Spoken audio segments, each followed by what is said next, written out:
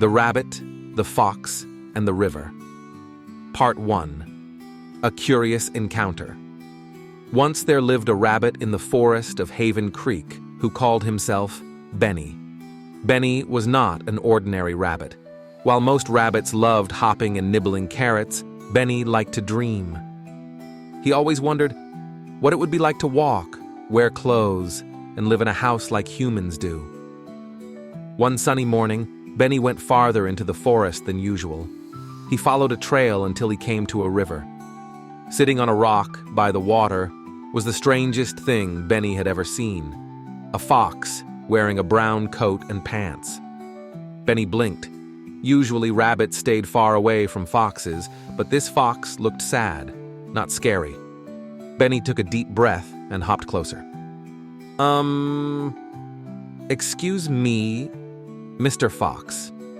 Why do you look so sad? The fox turned and with a look of surprise on its face asked, "Aren't you afraid of me?" "A little," Benny admitted, his nose twitching. "But you don't look scary right now. You look lonely. And you're dressed like a human. Are you a kind fox?" The fox smiled a little. "You're braver than most rabbits," he said. "My name is Reynard. If you want to know why I'm sad, I'll tell you." Benny sat down a little farther away, just in case. Reynard sighed and began his story. "I wasn't raised by foxes," Reynard said. "When I was a baby, humans found me. They took me home, fed me and cared for me, and taught me about their world. They even dressed me like this." He looked down at his coat. "But I always wanted to see the forest, to know what it's like to be a real fox. And now you're here," Benny said. "Isn't that good?" Reynard shook his head. "When I got here, I stopped by this river. But the river laughed at me and said, 'You're no real fox. Why are you dressed like a human?'